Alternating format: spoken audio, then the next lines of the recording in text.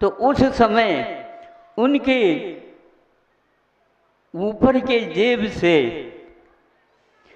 कलदार कलदार 2-3 रुपया थे।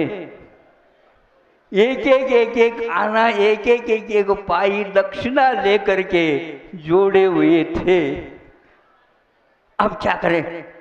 डुबकी लगाए, दिख रही है, किंतु डुबकी लगाने के उपरांत वह दूर दूर चला जा रहा, दूर दूर, क्योंकि ऊपर से पानी की गहराई का नाप नहीं होता। नीचे से देखते हैं ऊंचाई का अनुमान लगभग गलत निकलता है, और ऊपर से यदि किसी को सहायता पहुंचाना चाहो तो चक्कर आता है। तो अब क्या करें? यही बात है मूक माटी का उपसंहार। आप 3-4 पंक्ति पढ़ लो, मूक माटी का उपसंहार क्या है आपको ज्ञात हो जाएगा। तो वह अंत बार बार डुबकी लगाता रहा। फिर अंत समय में ये कहा उसने कि भैया गंगा देवी आपके लिए समर्पण है। वो कब हो गया समर्पण? अच्छा सोचा विद्वानों ने, हथकरघा के निमित्त से पहले से छोड़ दिया। वो समाधि दिवस की प्रतीक्षा थी, विचार मिल गए। अरे उस शारदार महाविद्यालय में ऐसा भी छात्र आया और अपनी साधना के साथ, संकल्प के साथ, और वहाँ पर जो आवश्यक वृत्ति थी उसकी पूर्ति के लिए वैसी वृत्ति में कोई न कोई चीज़ ले और उसको बेचो, और उसके माध्यम से जो बचत हो जाए और उसको निर्वाह के लिए कर लो। तो ये इसका अर्थ यह है, उस समय कोई भी पैसा विद्या के लिए नहीं लेता था। ये उन्होंने कई बार कहा। अभी जो चोटी के विद्वान हैं वो चोटी क्यों रखते हैं? वह ये कहते हैं कि हम जिस प्रकार विद्या को अच्छे रूप में स्वीकार करते हैं उसका दान किया जा सकता है, उसके बदले में हमें आय की ओर देखने की आवश्यकता नहीं है। वो प्रतिभा तो निश्चित आगे बढ़ेगी। इसलिए संकल्प रहता है। चोटी में गांठ जो डालते हैं ना, वो इसलिए डालते हैं, वो परिग्रह की गांठ ग्रंथि नहीं है, किंतु हम इस दान को करते रहेंगे, विद्या दान में हम करते रहेंगे। यह संकल्प आज भी है जीवित। जैसे कि अयाचित वृत्ति के साथ व्याकरणाचार्य महोदय ने कहा कि हमारे यहाँ संकल्प है और वो भी आजीवन है। कि मुझे सुन करके ऐसा लगा कि दक्षिणा की याचना करने वाले में भी अयाचक वृत्ति आज भी जीवित है। इसी का नाम तो भारत है, नहीं तो यह महाभारत बनने में देर नहीं लगेगा। यह निश्चित है, ये आज का दिन यदि मेरा निकल गया तो कल भी इसी प्रकार निकलेगा। भगवान के ऊपर भरोसा तो रखो। भगवान का तो भरोसा आपके ऊपर है। ये ब्रह्मा का स्वरूप लेकर के बैठा है, वो कह रहे हैं सम्यक ज्ञान के माध्यम से, लेकिन हमें अपने ऊपर विश्वास नहीं हो रहा। और ब्रह्मा के ऊपर विश्वास कैसे कर रहे हो मुझे बताओ? वो ये कह रहे हैं कि सोहम तत्त्वमसि, तत्त्वमसि, तुम तत्व हो।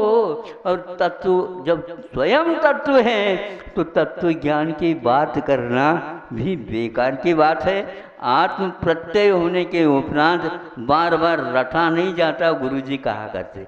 अरे अपने बारे में क्या रटना, मैं शुद्ध हो, हम शुद्ध हो, हम शुद्ध हो। जब शुद्ध हो, विश्वास हो गया, बार बार कंठ को क्यों सुखा रहे हो?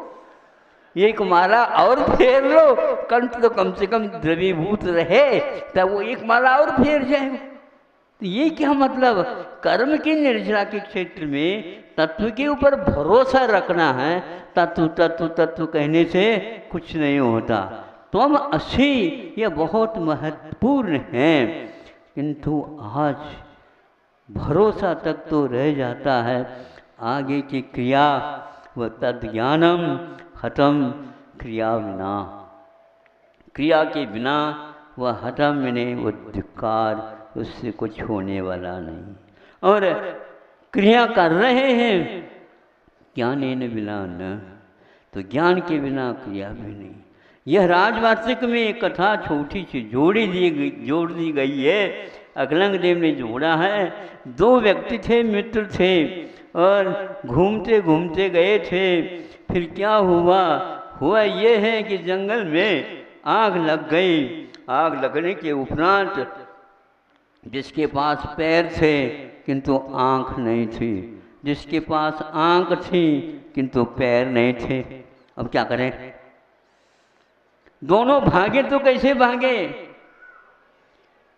आंख जिसके पास ने वो भागा दौड़ी करने लगा, तो वह कहता है कि तुम भागो नहीं, जल जाओगे, तुम बचाएंगे ना, तो हम तब बचाएंगे, तुम दोनों हम मिलेंगे। मेरे पास पैर नहीं है, तुम्हारे कंधों पर मैं बैठ जाऊंगा और इधर चलो इधर चलो इधर चलो। और तुम्हारे पास आंखें नहीं है, पैर है, तो चलो। वो दोनों चल जाते हैं, कष्ट से पार हो जाते हैं। इसलिए ज्ञान और चारित्र ये दोनों यदि मित्र के समान बंध जाते हैं तो आत्मा का भरोसा अपने आप हो जाएगा और मुक्ति उस जंगल से, अरण्य से हो जाएगी। यह हम लोगों को समझाया। और इस ग्रंथ के संपादक महोदय भी बनारस में ही थे। वो कौन? उपाध्याय महेंद्र कुमार न्यायाचार्य थे। उस समय न्याय के विषय में यदि कोई थे विद्वान तो महेंद्र कुमार थे। और जैन दर्शन आदि प्रत्यक्ष विषय न्याय के इत्यादि में उनका ग्रंथ आदि निकले। जय धवला इत्यादि ग्रंथों के जो सिद्धांत ग्रंथों के भी संपादक सह संपादक रहे। पंडित कैलाश जी आदि भी उनकी भूरी भूरी प्रशंसा करते थे। और जिस समय प्रमेय कमल मार्तंड गुरु जी के माध्यम से मुझे मिल रहा था सुनने को, उस समय उन्होंने भी ये कहा था यह ऐसा व्यक्तित्व था कि बनारस में इसके न्याय की कोई जोड़ी नहीं थी, बेजोड़ थे। ये आज तक मुझे वाक्य स्मृति में है। और उस समय उन्होंने प्रमेय रत्न मार्तंड का संपादन दीर्घ टिप्पणी सहित किया था। हिंदी का एक शब्द भी उसमें नहीं था। और मैं बैठा हूँ, न हिंदी आती न संस्कृत आती, लेकिन रुचि, पिपासा और भरोसा ये हमारा बहुत स्थिर निकला। और गुरु जी की कृपा हो गई तो आज का वह स्वरूप अभी भी याद आ रहा है। रसवी आवत जावत है, सिर पर होई निशान।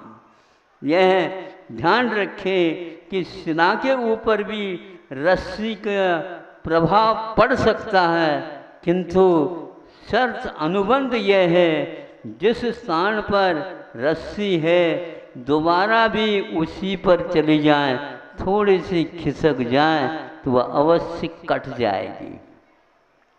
सिना के ऊपर इस प्रकार रस्सी जाती है आती है तो निश्चित रूप से निशान बन करके वह पत्थर फूट सकता है, लेकिन वह रस्सी टूट नहीं सकती, ये निश्चित है। उसी प्रकार वह प्रतिभा इधर उधर यदि नहीं जाए और एक ही स्थान पर चली जाए, जो भरोसेमंद हैं, फिरता कहना प्रभु बनने में देर नहीं है।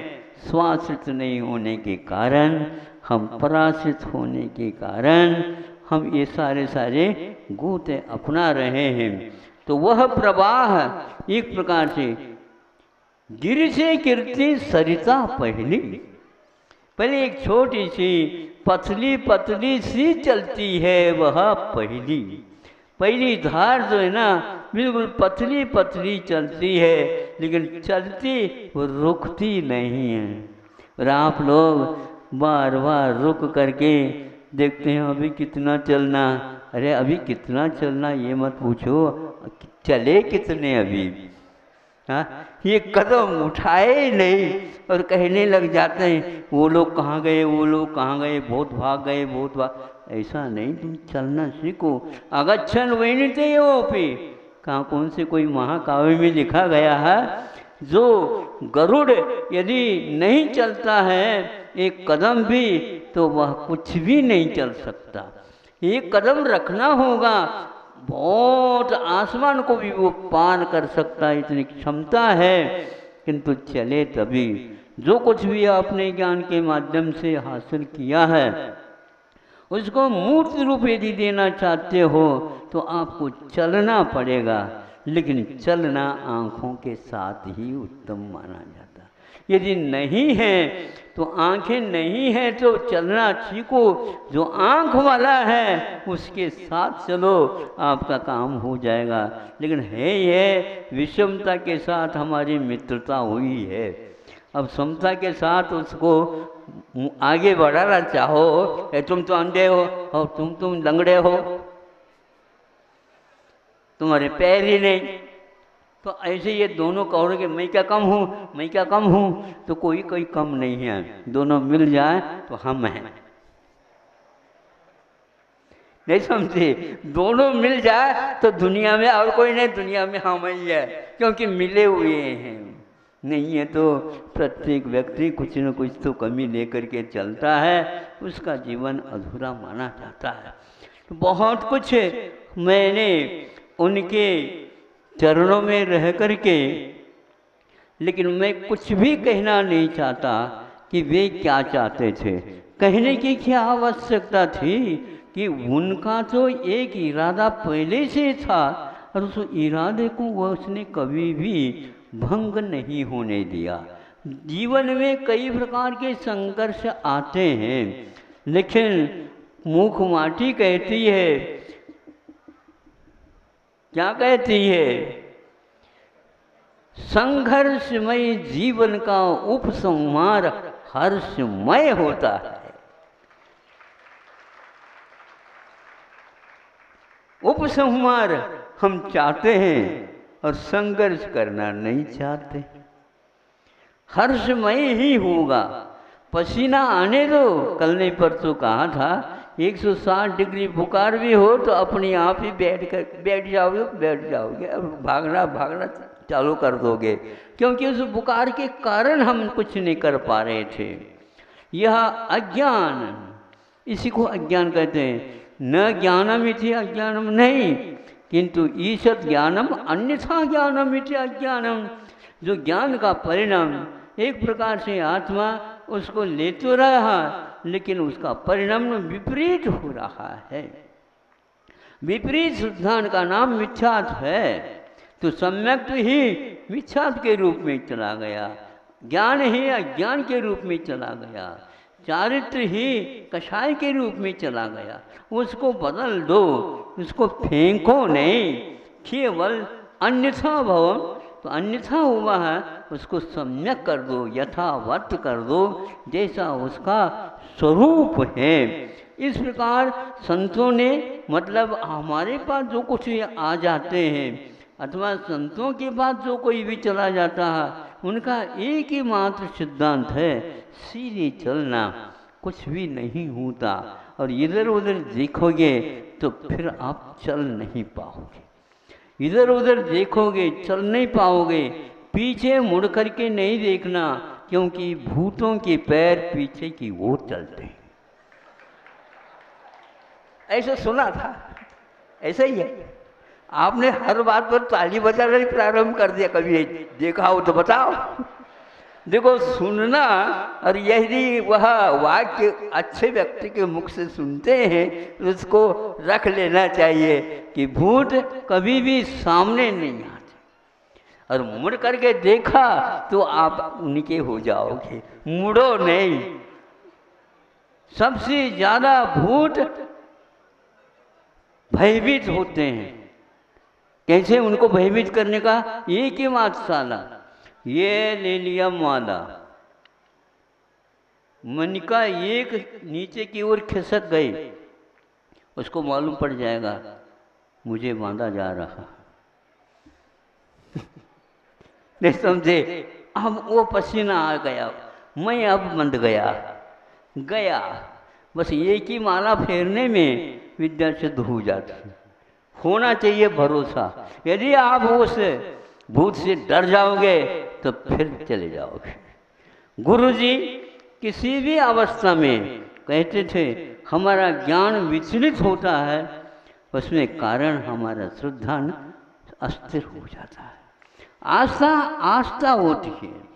विपत्ति के समय पर ज्ञान चिल्लाता है, आस्था होती है।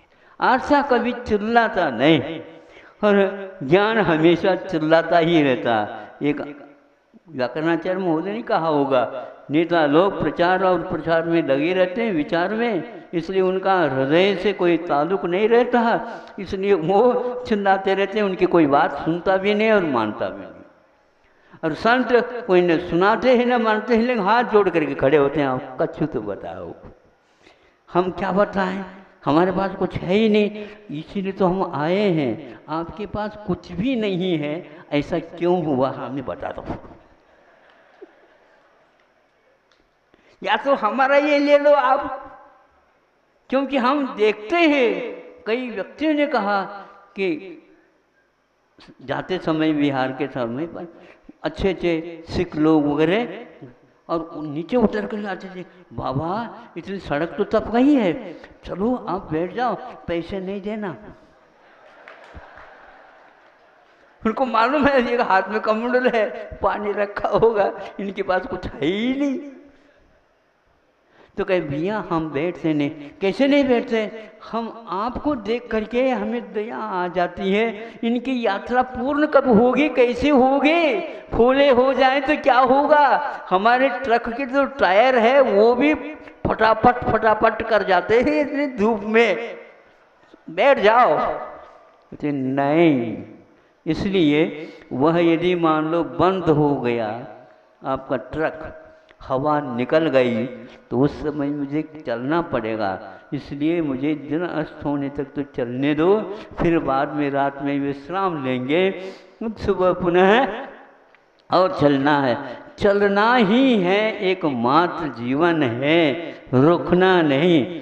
आत्मा निष्क्रिय नहीं है, ध्यान रखो, आत्मा सक्रिय है। निष्क्रियानि च यह सूत्र आया है अवश्य पंचम अध्याय में, लेकिन अजीब अधिकार में आया है। तो जीव के साथ वह लागू नहीं होता, वह धर्म द्रव्य, अधर्म द्रव्य, आकाश द्रव्य और काल द्रव्य, और इन चारों के लिए आया है। ये चारों ही एक प्रकार से अजीव भी है और निष्क्रिय भी है। जीवाश्च पुनः कह देते हैं, जीव अस्तिकाय भी है और सक्रिय भी है। पहले से मुक्त होने से ही पूर्व में आप निष्क्रिय होने जा रहे हो। हाथ पैर तो हिलाओ, बैठ गए, बैठो लेकिन हाथ पैर हिलाओ नहीं। एक तो करो काम, बैठ जाते हैं, बैठ जाते हैं तो पूरे हिल जाते हैं। हिलाओ अच्छे ढंग से हाथ पैर, यदि बैठा नहीं जाता है तो वो भी नहीं होता। तो क्या करना चाहते हो बता हमें। घर वाले तंग हो जाएंगे और बाद में कह देंगे ऐसे कैसे हो, तुम हाथ पैर भी नहीं चलाते हो। तो फिर आप माता पिताओं के ऊपर ये हाथ पैर चलाओ। क्या करना चाहो बताओ। जब आपको कहा गया कि कुछ कसरत करो, कसरत का क्या होता है, पहलवान बनने के लिए नहीं कहते, तो एक्टिविटी गतिविधियां चालू कर दो। जब तक पंख नहीं आते हैं तब तक उनके माता पिता भी सोचते हैं कि अभी पंख नहीं आए हैं, नहीं समझे। और पंख वाले उड़ उड़ करके राशन ला करके घोंसले में जो बैठे हैं पक्षी, छोटे छोटे चिड़िया, चिड़िया क्या बोलते हैं, हाँ, तो उनको वह देते रहते हैं राशन। फिर इसके उपरांत उन्हें ज्ञात हो गया है ये पंख फड़फड़ाने लगे हैं, तो फिर वो चला करके उसको वहाँ से गिराते हैं। तो वहाँ कहता ये कैसे माता पिता है।